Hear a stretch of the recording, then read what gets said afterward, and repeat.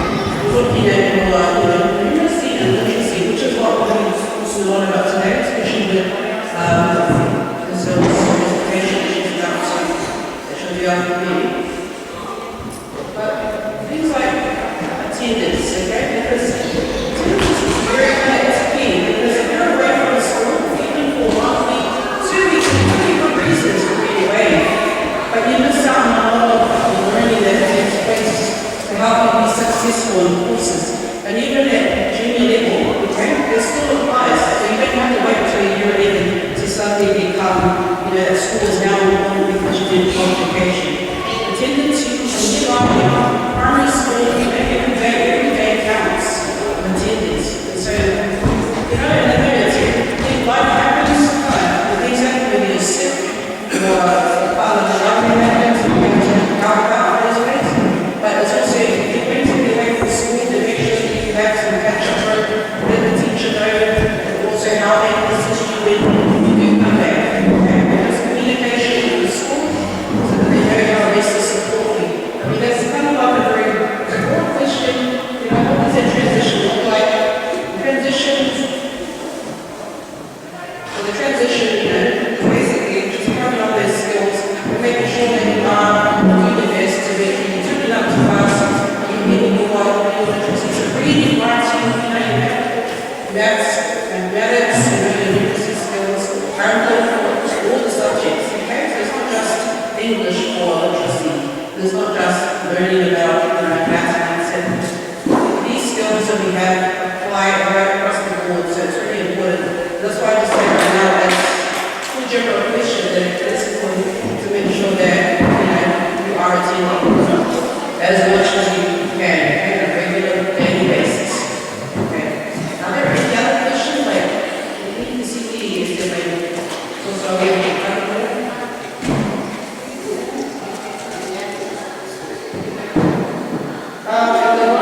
the third question. What are the NCA changes and how does that affect our Pacific children? So this is what we're going to be looking at touching on today. Okay, so what are these changes and how do they affect us? Because they all affect everyone across New Zealand, especially for our Pacific countries. Okay? So let's have a look at that now.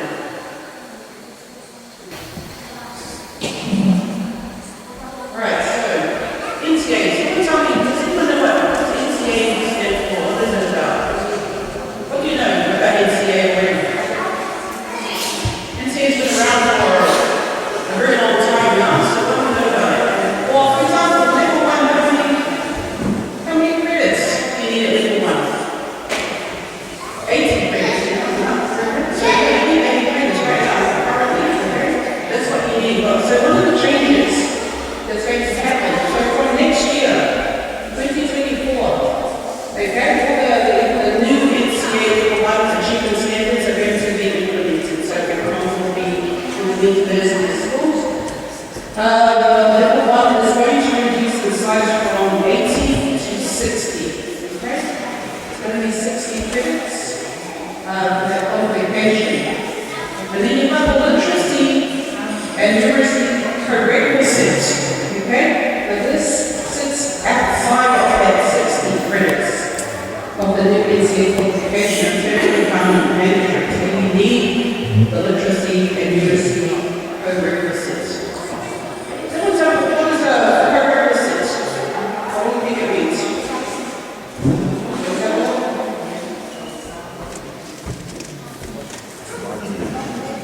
Okay.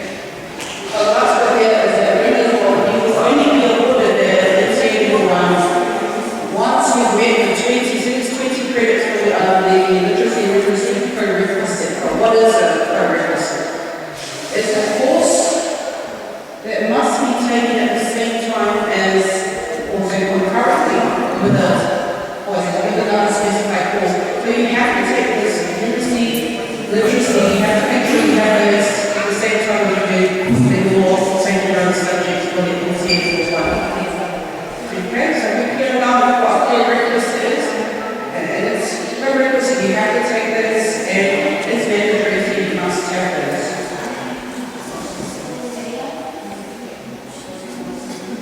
Okay, so this is like just basic information about the NCA level 1, because it starts next year.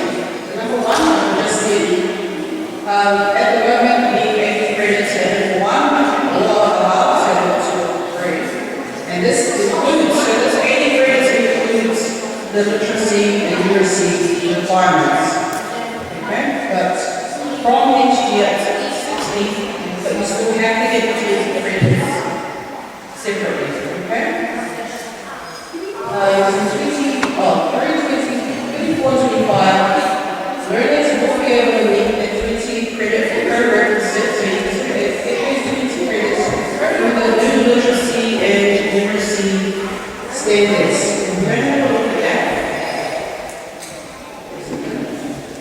Again, the 20 credits is the smallest of literacy and literacy rich standards, and there are other standards which have a lot of literacy and literacy tasks, I suppose, or training people, which you can also actually gave those ones these 20 credits that are needed.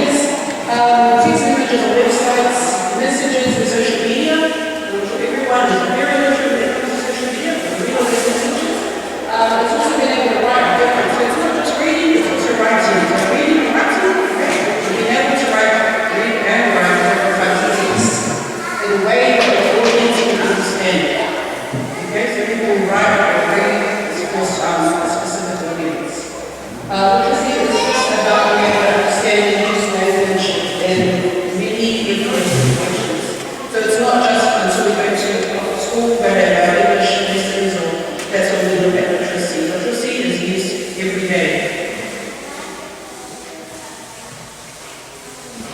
Okay, just a couple of those for literacy. Just like you reading a recipe.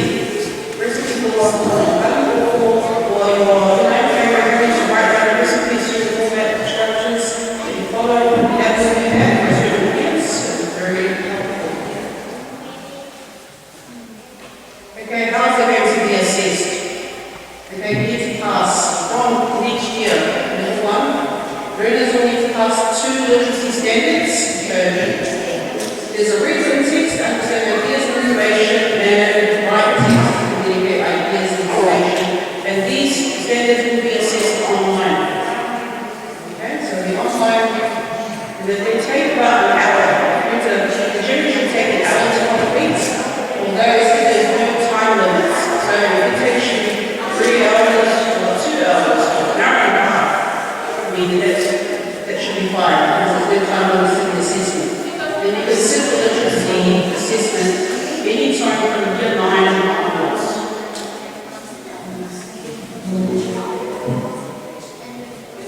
Okay, for literacy. The literacy is the ability to understand mathematics and statistics in our everyday life. Okay, so there's a hard at school, at church, when it's shopping, you need to add up the your shopping list. That's important in everyday life task. Literacy is important to this everything.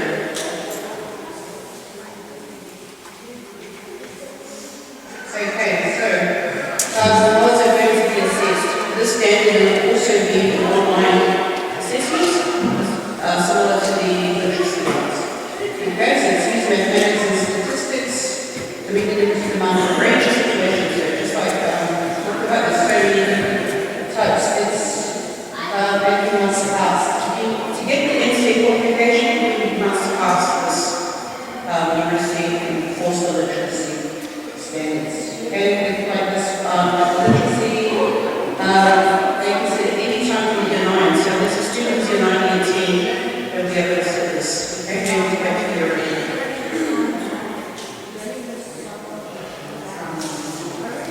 Okay, sorry, so are there any questions so far? These will be useful. Those at least to give you an overview of what in seniors and literacy means and what's involved. So this short video and it works if it doesn't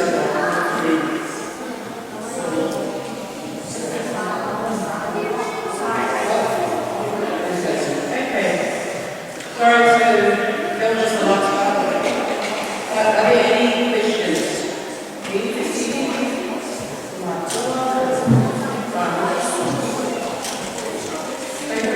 Thank you very much.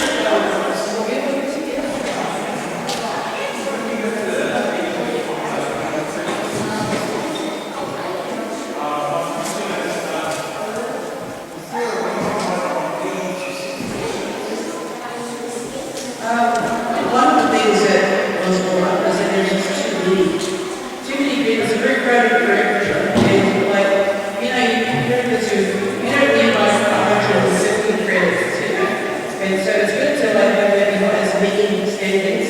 Your students can be more focused more on, I suppose, quality rather than quantity. Yeah, but it still is, it says 60 for level 1, because they still need the 20 credits of literacy and numeracy for those requisites. It basically is still 80, but it's just that the 20 for literacy and numeracy is outside. They still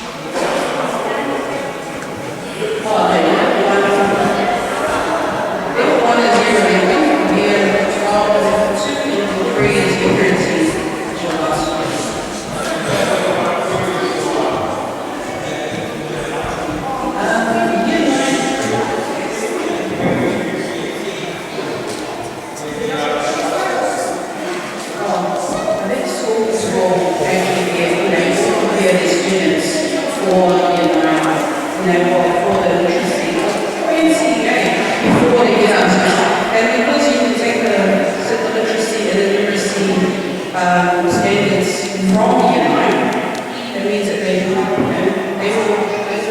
be able to start.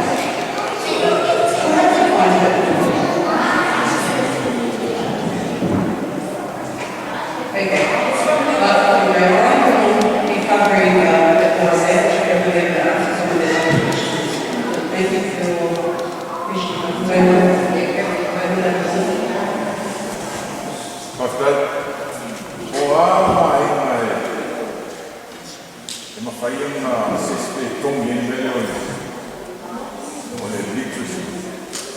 For example,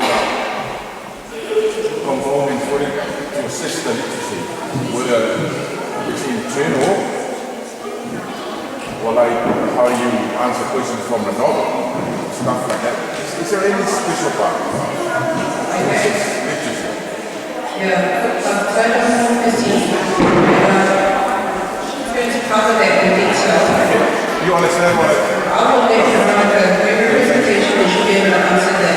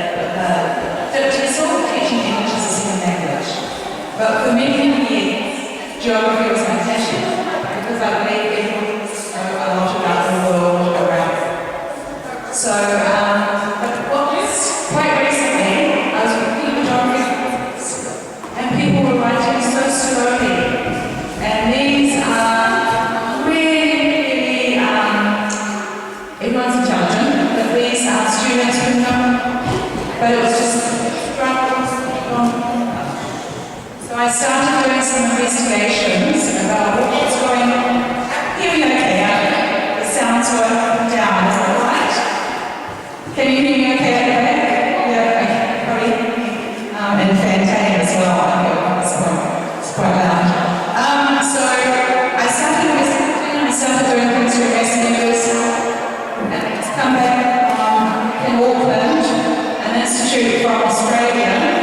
we're looking at different aspects of literacy. So it really has become my passion to see what we can do at APERILA College and the East, so that for our right. So in terms of what we discover, so this up here has covered a lot of the literacy requirements, but also what does that really mean, which comes back to your question, and what can we do as parents to help with the process of reading and writing. So when we think about reading and writing, that's what we often talk about for literacy, but we can't forget speaking and listening. Because can we read and write something if we can't use that language orally in a spoken form? And we need to be good at listening as well, so that we are learning so much in terms of new vocabulary and sentence structure and things. That literacy is in any language, but my focus is in English. Also, literacy is a human right. We think about all the things in life that we could not do, and people cannot do, because they do not have that capacity to read and write fluently.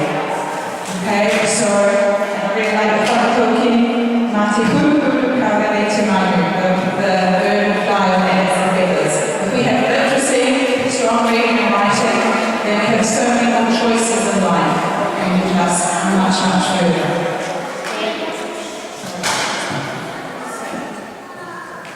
And just down the bottom, it's really, really important that the research says that 98% of students can be really, really, really fluent readers and writers. At the moment, often in schools, we think, oh yes, these guys, they're struggling, and then our expectations drop. But the research shows that teachers and parents do the right thing, then just about everybody can be a really competent reader and writer. So you might have seen on stuff, News Hub, if you've watched the news, so much being said about literacy at the moment. And it was going to be that from next year, that anyone who was going to get NCA Level 1 had to pass these exams. But the government has realised so many people are going to fail that they have now backtracked and given us 2 more years to 2026. But 2026, then it will be, as long as the government doesn't change their mind again, it will be this exam, which has been so different. So it could be in English, or it could be in Lealofi Eteuati, as well, it could be in Talanoa.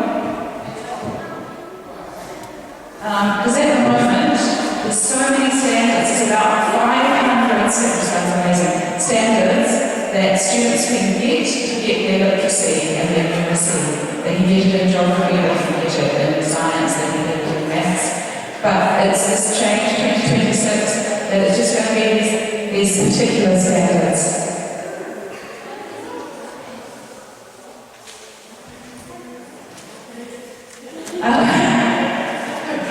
Okay, so the thing is that students will be able to sit there 2 times in the year. So if a student is ready, if the teacher and the student and the family think they're ready, then we can sit them in June. And it says this could be in, when they're in year 9, year 10, year 11, or even year 12. And then they'll have a chance again in November to sit this exam. And they can sit them as many times. But we don't want to take we want kids to be able to, yes, I know how to read and write, I can pass the first time around. That for a while, they were saying, no, if we can't have a reader and writer to help a student, it's a reading exam.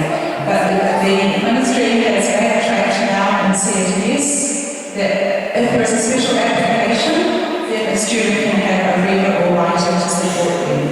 So that's a good thing, but it's much, much easier to pass an exam if you can read it yourself without having someone sitting next to you to do the reading and the writing for you. So there is a good change, which is helping some students, but it's not going to be for everybody. So, anyone who is now in year 8 this year, they will be the first cohort who faces this. Okay, because the government has backtracked, and now it will be anyone who is in year 8 onwards who is going to face this. So this is what the exam papers look like, that they are online. The NZQA says that we can print them off, and I think at Pura College we will print everything off. It's much easier to read something and write and underline on the paper rather than have something that goes past on the screen. So the writing one will have to be done online. This is a question from the reading paper, and yay, lots of multiple choice. However, the things that people need to read before they answer the multiple choice are quite difficult. There's quite a lot of vocab there that we know that quite a few others are not going to have.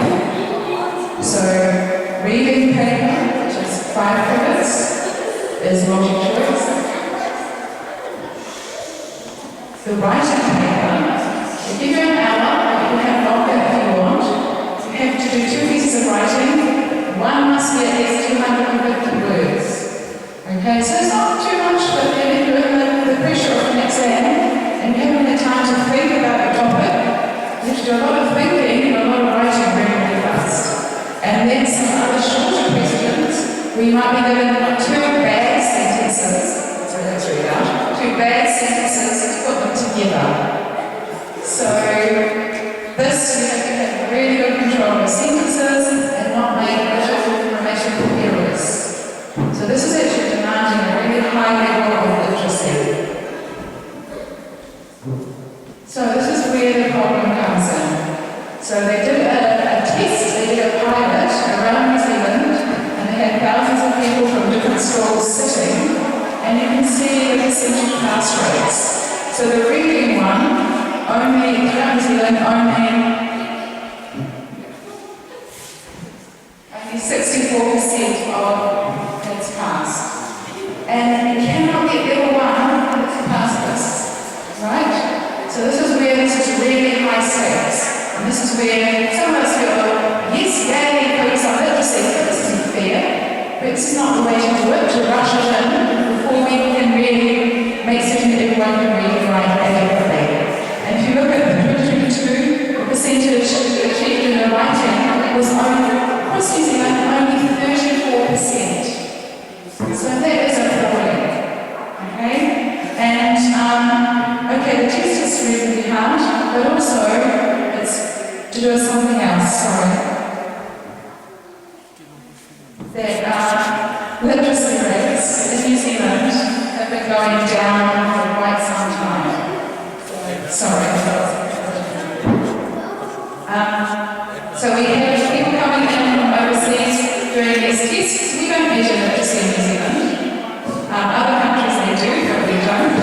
And there's been a steady decline over the last 20 years in terms of what kids can do in terms of reading and writing. And there's quite a difference in terms of the higher decile, it's not the schools, the higher decile communities and the lower decile communities. And so this is not, it's not about equity, this is just absolutely not fair. That, looking at our prison population, 60% of people in prisons have really big literacy issues. This is something which, if you don't master in reading and writing, it's easier to fall into bad choices and bad circumstances. So, and also 40% of adults in New Zealand don't have enough reading and writing to be able to cope with all the demands that might come up from time to time. And it's not their fault. It's the school's fault, and it's the minister's fault. And we'll get back to that. So in the 1970s, we used to teach literacy in a different way. That we had pretty good literacy practices. This is the time when I went to school. So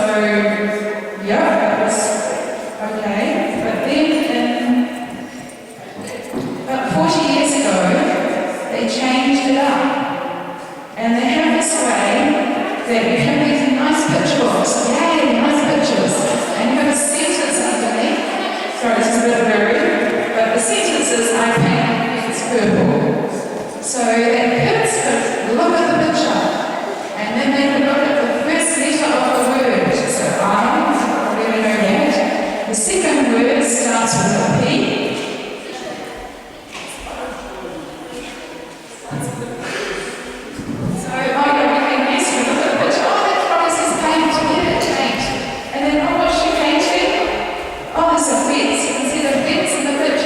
Something starting with F, I can guess that is wings.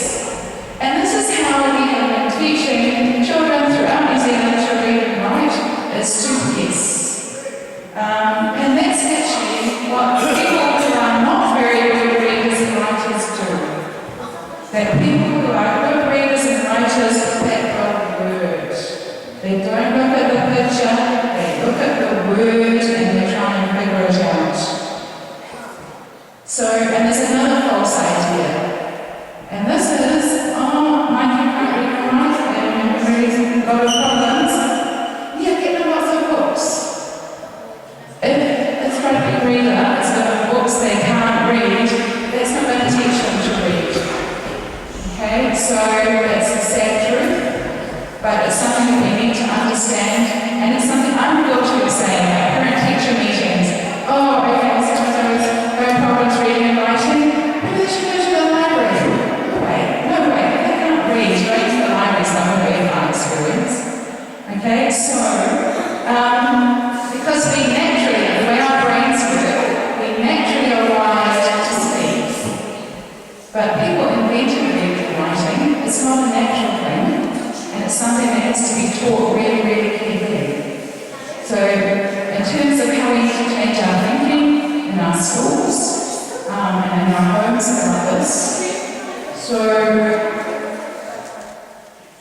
and also, this is the truth, that many teachers do not receive training. And I thought, okay, secondary school, yes, you've all got little, subject areas, and this is what we know a lot about. But surely in the training colleges, that for primary school, there's a lot of teaching, reading and writing, and I've been shocked in the last 2 years that, say, at uni, with the teacher training course, they had 4 hours in primary school to teach the training teachers how to teach reading and writing. And 4 hours? And you're going into a classroom, and so you have to learn from other teachers in the primary school.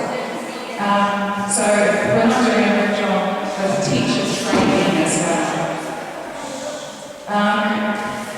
I like the picture here because it just shows the panic, okay, from people in government. We've got Christians and we've got our Minister of Education here.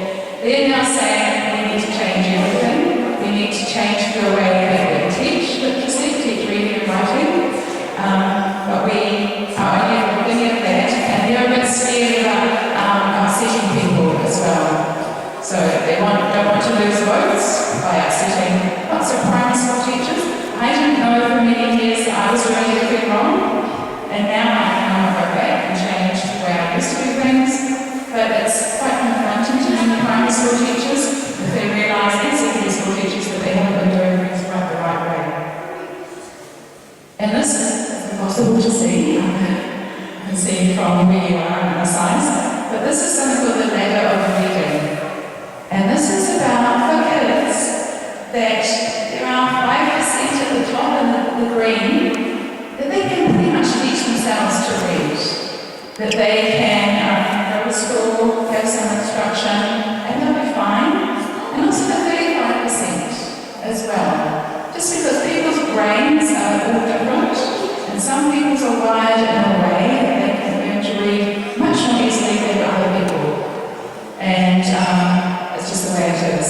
Then the orange, 40 to 50% of kids need something which is really clear, step by step, about how to read. And then in the completely readable section, the red bit, the 10 to 50% who absolutely need some extra support, one-on-one, stepped out, and much more of it. So, and this I didn't really know who Nancy is, but if a child can't learn the way we teach, we should teach the way we learn. So stop success rates and blaming on this is because the attendance of the student was down, blah, blah, blah. But think about the way that we're teaching and change up the way that we teach. So, what do our children need to learn and how can we help them? Is the next section. This diagram, because there are two bits to reading. And if you're a skilled reader, it's like you've got this rope that's really strong and you can handle any text. But there are two bits, and the first bit, there in the first pink box, if you can hear English and understand the vocabulary sentences, it's about talking in English.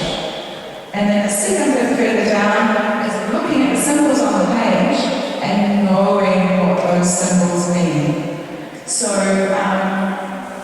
in terms of, for example, I'll show you an example. First of all, just at the bottom. Can anyone read this? What does this say? Kata. You want to volunteer? Kenta. Am I going to be brave?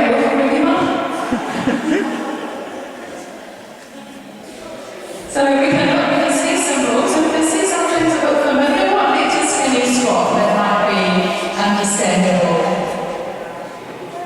Yeah, there's a K, there's a K and an H. What the heck is that second thing? Look, I remember that. But it's going around the wrong way, isn't it? And then you've got that funny second to last thing. So for someone who's not confident in unpacking the symbols, they look at this, and sometimes, where's the English look at this? This is Russian.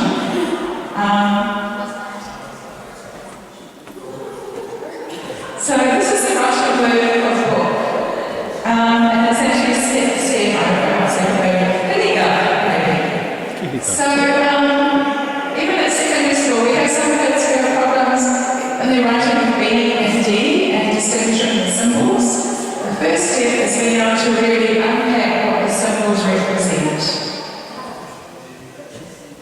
And that comes back to this, that orange or red, those people need a whole lot extra. Okay, the next one is not Russian. Yay!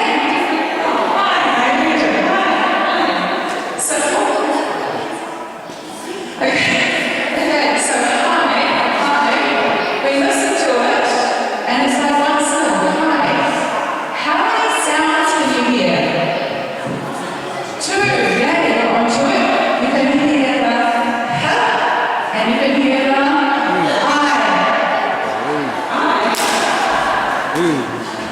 Okay, so we've got two sounds, hi, right?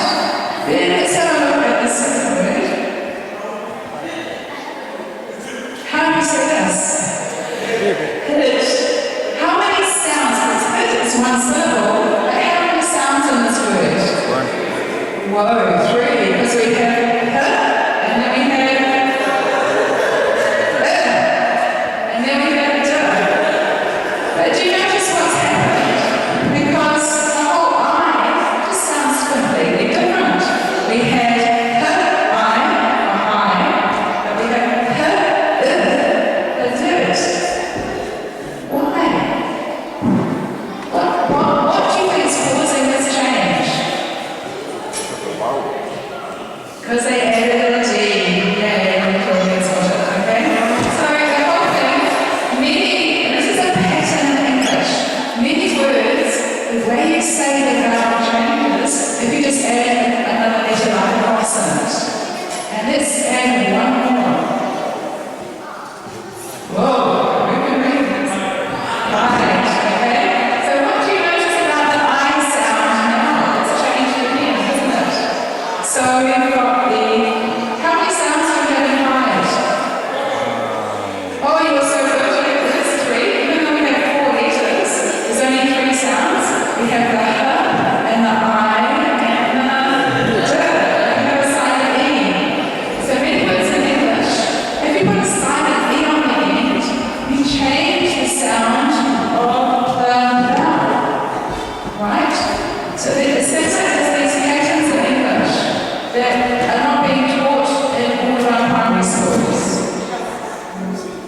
all sectors.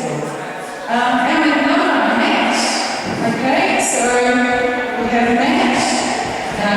He's also had the next degree and Matt, and he wants to into that A, it's changed completely. So it's the sort of stuff that we used to do in New Zealand schools up to about the 1970s. There are a lot of places that are not doing it anymore. And also, English has layers. Sorry, I'm making about hungry now. I'm showing you some really nice chocolate cake. But, so even Samoa, Samoa, you have all these words that have been around for centuries, really old words. But you also have words like Hasini, a dozen, and Pisuko, and these words that have been added to Samoa. I mean, Pisuko is really crazy, isn't it? But everyone knows where Pisuko came from, the word? They were thinking about Hawaii and stuff. Okay. But Pisuko coming from Pisui, the cans that were brought on sailing ships from England, and then they just changed what was in the cans. It wasn't Pisui, it was actually beef, and that word just was generalized to refer to anything in a can, and then particularly to beef in a can. So language changes all the time. Same for English. So English has got those layers as well. And we'll go through this really quickly because I know it's a super long decision. That lots of words came from Germanic words, the Anglo-Saxons. So lots of our short words like sky, earth, moon, wood, socks have come from really, really old words in English, the oldest words. And then we've got Latin words because the Romans invaded England and they brought with them more words. And then French, the Norman invasion invaded England and they brought French words. And then people wanted all these sciencey words and they thought, well, what are we going to do? We're going to borrow from Greek. So just like in Samoa, we've got the layers of where the words have come from. In English, we also have all these layers.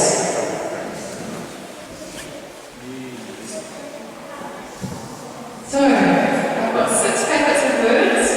I thought we might be at tables, but this is a little exercise. I'll give you a packet of words, and if you can, even just do it.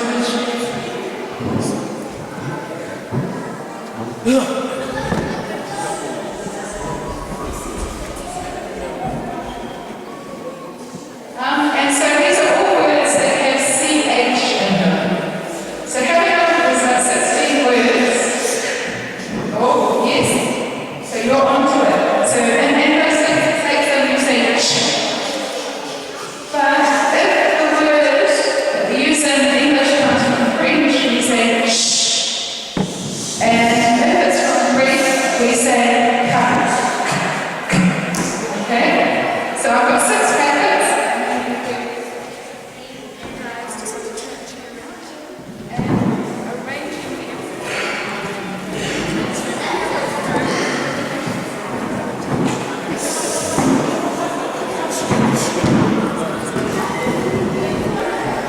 So just open your packet, the words are there, it's in each packet, and just having a look to see if you can spot which are the Anglo-Saxon words, which are the French words, and which are the words that have come from Greek.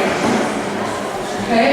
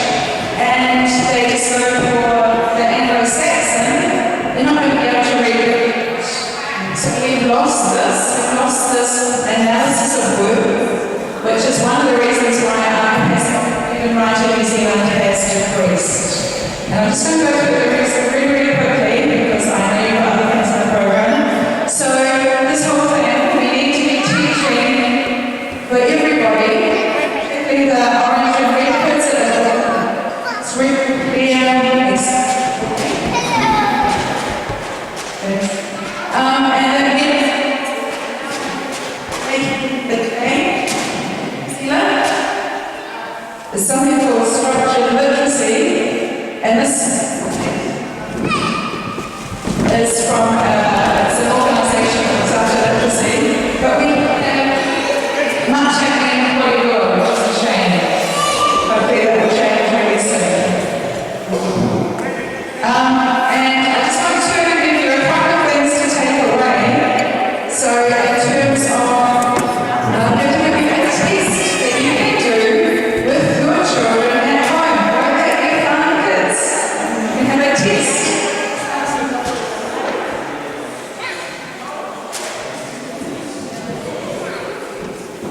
So it's something called the Burt Reading Level Test.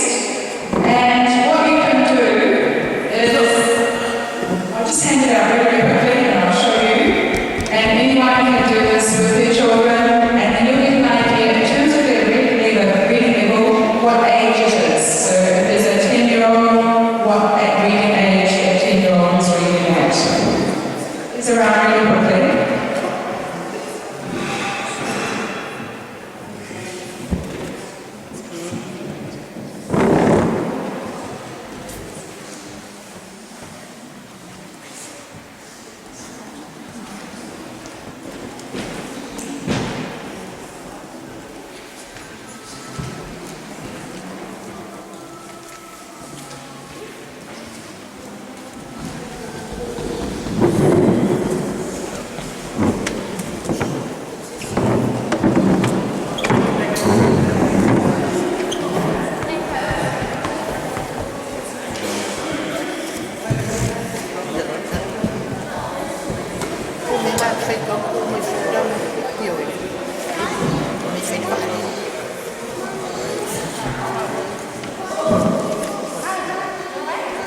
So we'll give you a test,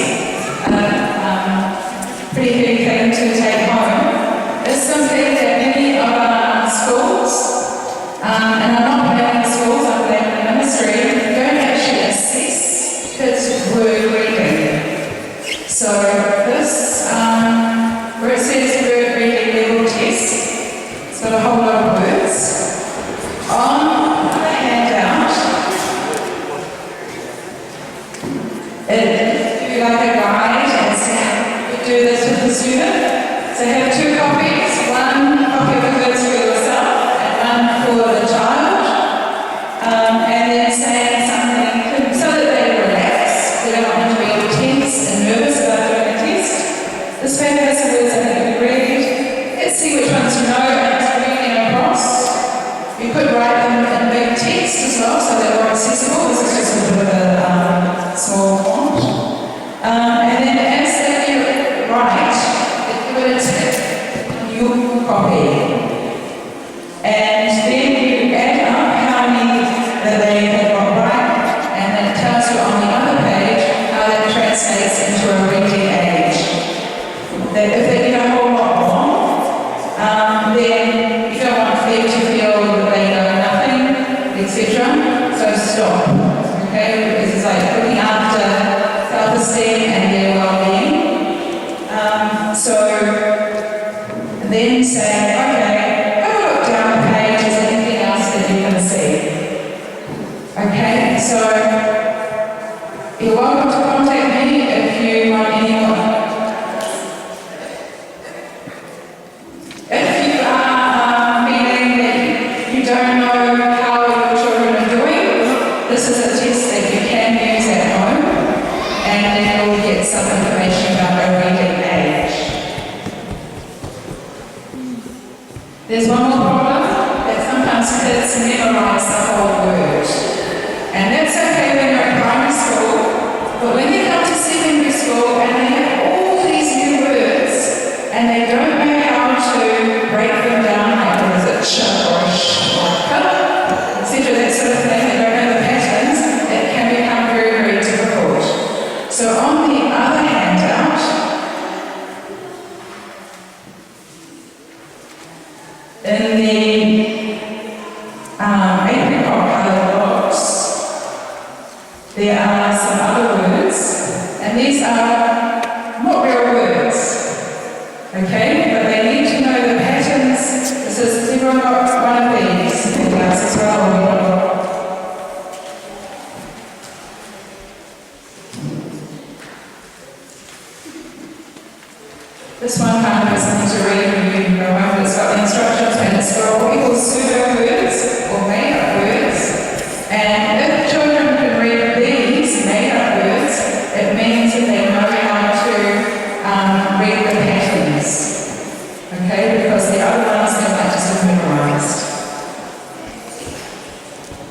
So if you have any concerns,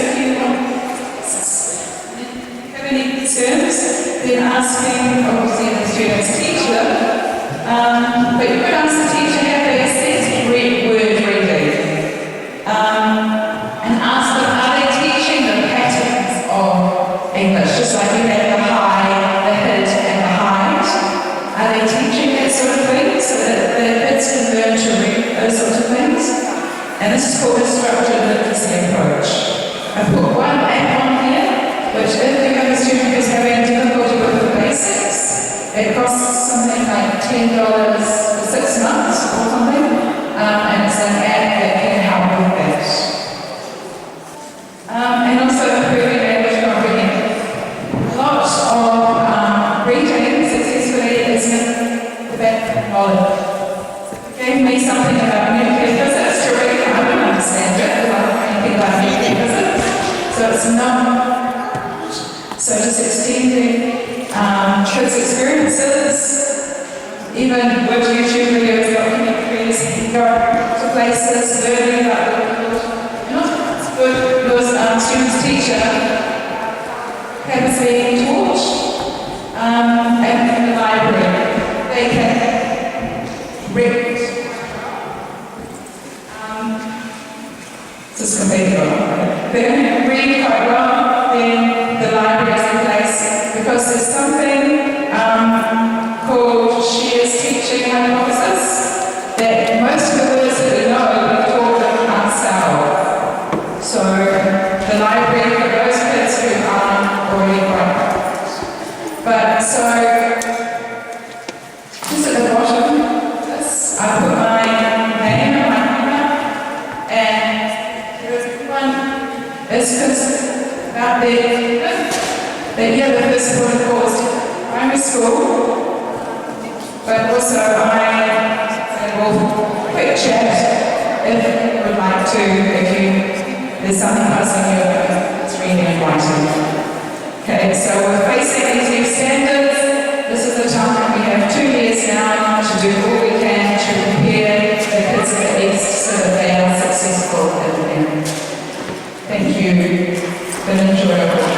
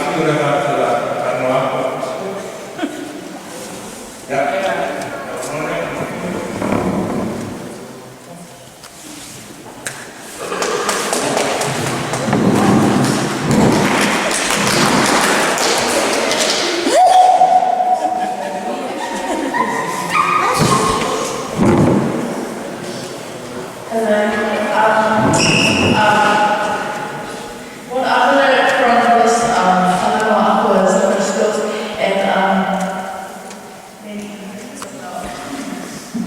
many things about NCA and many skills to take on for the future.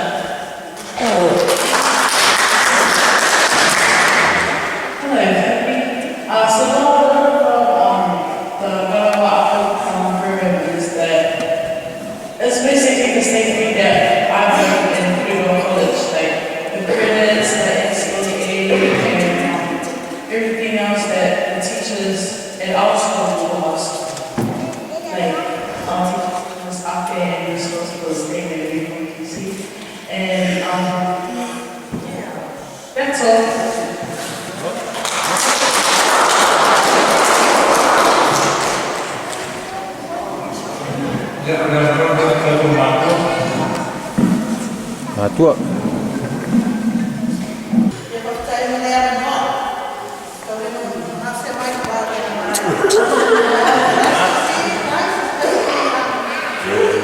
Tele.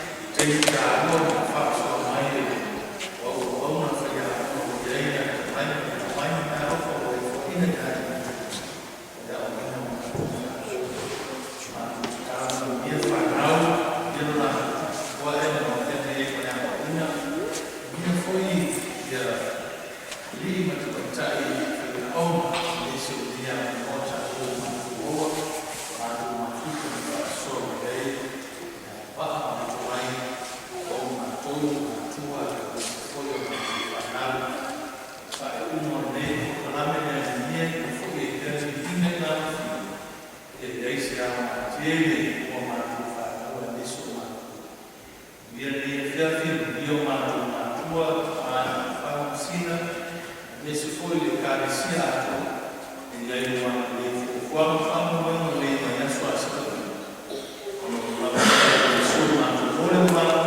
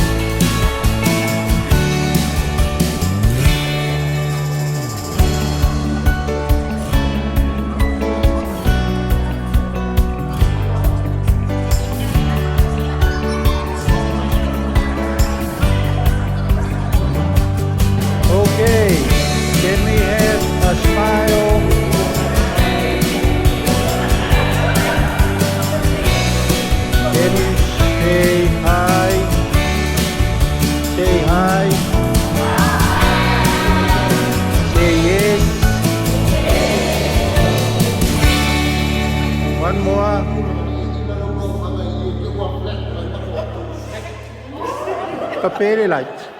Ya la kaperan molit. Ya, 3, 2, 1, yay!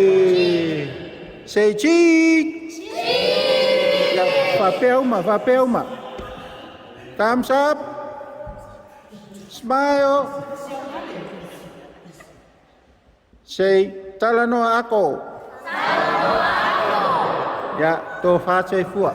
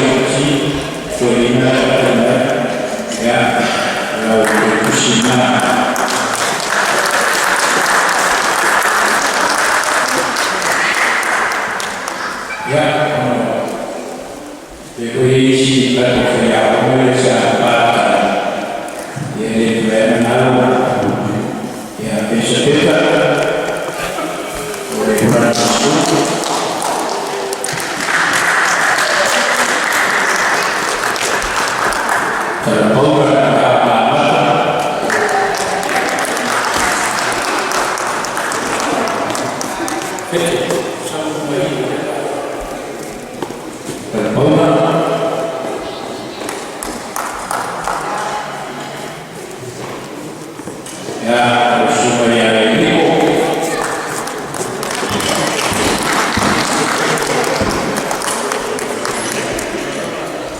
Mheshimiwa Talamitaki.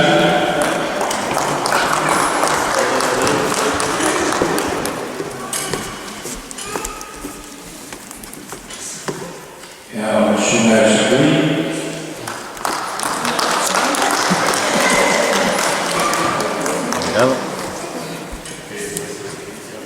Ya, lebih hari yang terakhir Talanoa Ako ya Tolu